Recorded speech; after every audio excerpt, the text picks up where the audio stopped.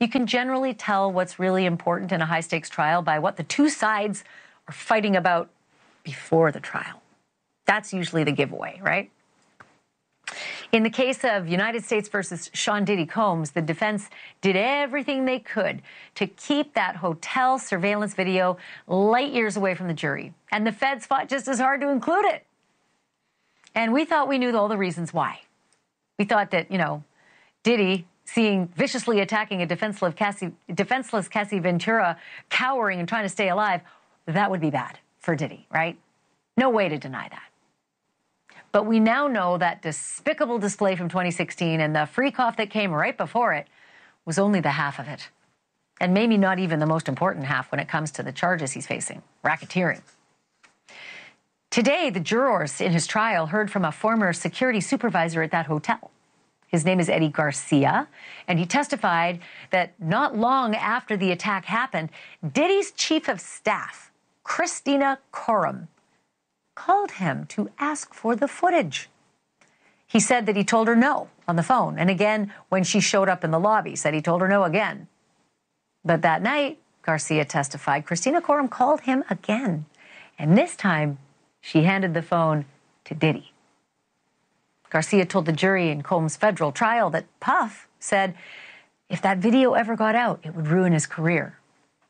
He testified that Diddy promised to, quote, take care of him if he could only find a way to get that video. And so, Eddie Garcia, who was promised immunity to tell the truth in court, reached out to his boss, who agreed to sell the video for $50,000. And the following day, Garcia brought a USB drive with that video to a meeting, he said, included Diddy, that chief of staff, Christina Coram, and one of Diddy's bodyguards. But before handing over that little USB stick, Garcia said he told Diddy he was worried. He was concerned he might be implicated in a crime if Cassie Ventura ever called the police and complained. At which point, according to Garcia, Diddy had a plan. FaceTimed Cassie and ordered her to, quote, tell him you wanted this too, Cassie. A freshly beaten up Cassie was there on the FaceTime wearing a hoodie and complied with Diddy's demand, Eddie testified. He then said he signed a contract swearing that no other copy of the video existed and swearing him to silence with $1 million penalty if he ever spoke of what he saw or of what he did, i.e. the payoff. In return, Garcia says he was handed a bag containing $100,000, double the amount that Garcia's boss had asked for. So he got a bit of it, another guard got a bit of it, and the boss got 50. And allegedly that wasn't the last time that Garcia heard from Sean Combs.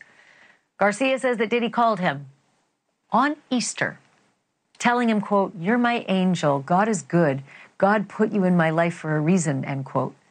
And then Diddy asked whether anybody had asked about the video.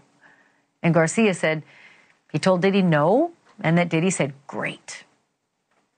Garcia told the jury that Diddy told him if he ever needed anything to reach out, which Garcia did, said he needed a job. But Garcia said he never heard back from Diddy about that. Now, 9 years later, that video has turned up as evidence, not just of craven brutality, but of potential bribery and obstruction of justice, which are two predicate offenses that are required to prove, what do you know, racketeering. Something else that could prove racketeering and the sex trafficking charges? If Cassie Ventura, his girlfriend, was coerced through fear and beatings to take part in those kinky freak-offs with male escorts who were flown in from, other states, that is what you call sex trafficking. It's what you call coercion, forced labor, other predicate acts of RICO. I'm joined now by Sean Deering, a former escort who worked under the name Skylar. He says he participated in more than a dozen sex acts with Diddy and Cassie. Sean, it's really good of you to be here. I appreciate this more than you know, because this is a very sensitive topic.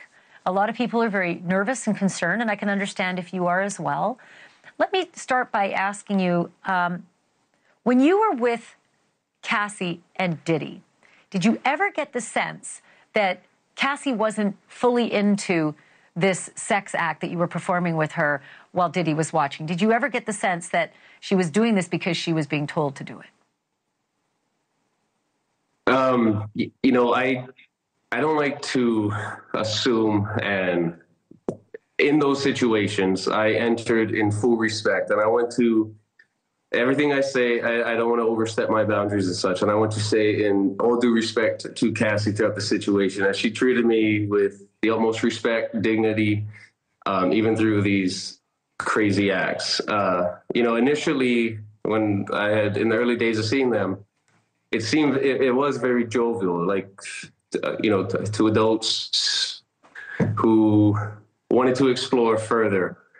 But as the encounters grew, there was an energy about these situations and such that I guess you could say devolved. So for me to say, from my perspective, that I know for sure by force, it's a little presumptuous, but what I noticed on a physical, just a physical person-to-person perspective, I'm also a bartender, was a bartender, and I did private parties and such. So I observe people a lot, and I'm that guy. I do appreciate. I love to serve, so I'll listen and such. I mainly was there to ensure I accomplished my goal for that evening, to provide the entertainment that the two people who hired me desired.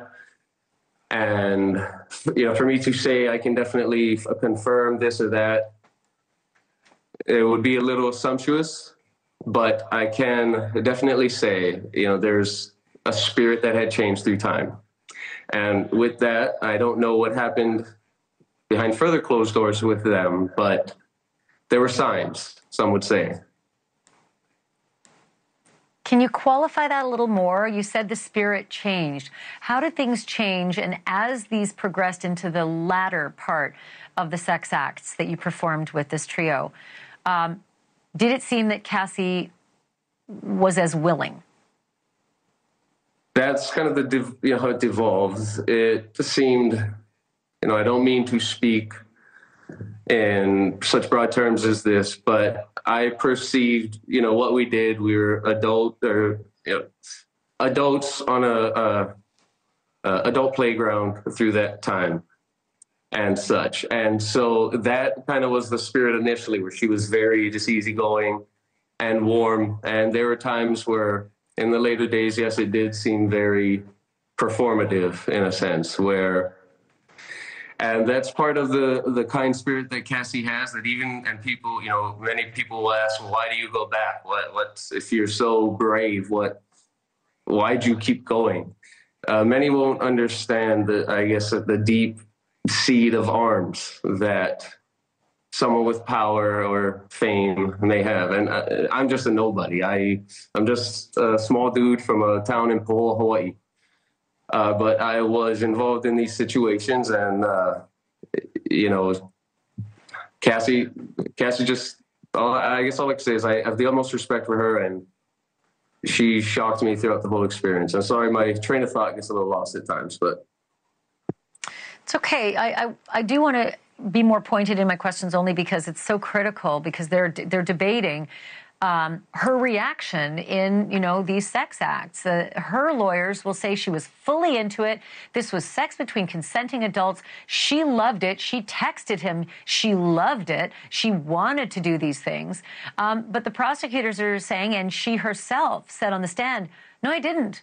You know, at first, maybe, sure, but this became my job, and this became something I had to do, because if I didn't please him, I could get beaten up by it.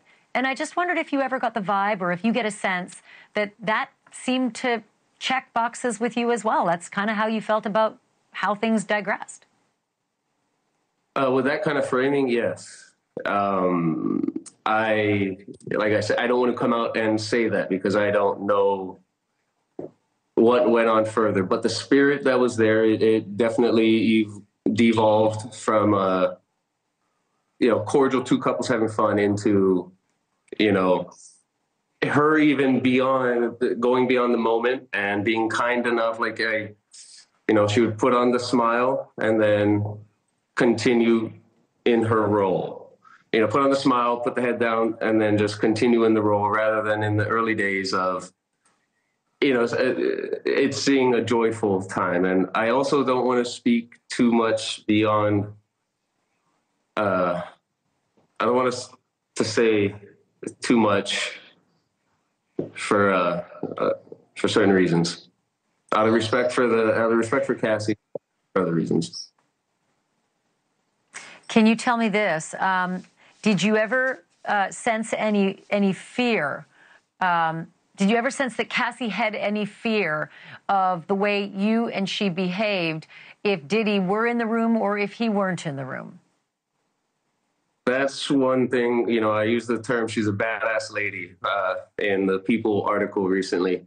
And I mean that in the sense that she could step back and understand. I wouldn't use the word fear. I would use the word respect. She respected what her role was, what she was there for. And I ultimately believe that's the only reason I was seen more than once, is that there's somewhat of a kindred spirit between her and I, where I love to serve and I truly do appreciate others. And I do believe that she has that as well deeply. And, she wanted to make the most of the situation. She wanted to satisfy this. Let me ask you this, Sean. Sorry to interrupt, but let me ask you this. There was some episode you described where Sean Combs walked out of the room and you asked her a question and she shushed you and said, no, we can't talk until he comes back in the room. Is that true? Is that what happened? Is that the correct description?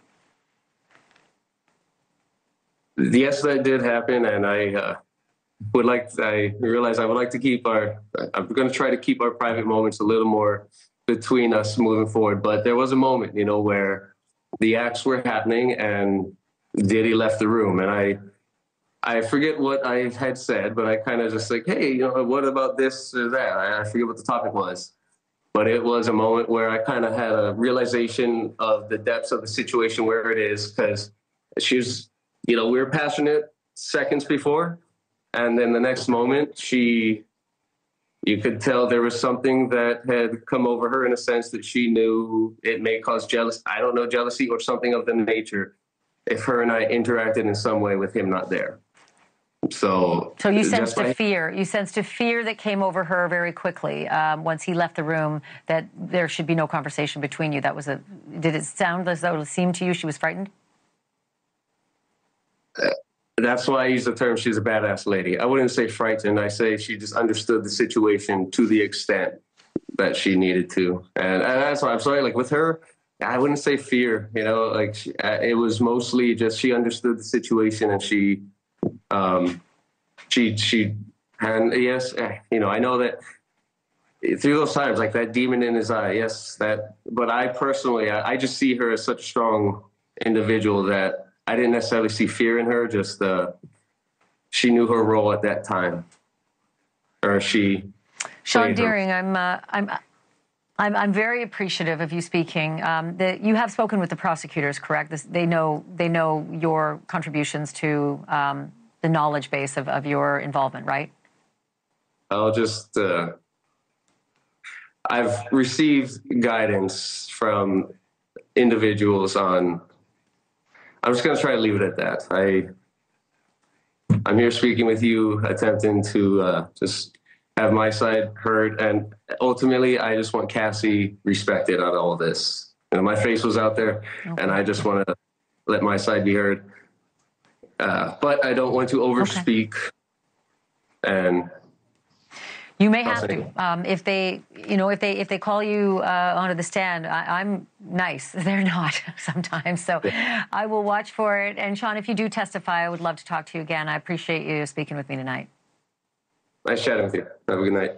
Thank you for watching. Subscribe below and download our News Nation app right now on your phone, and you will get fact-based, unbiased news for all Americans.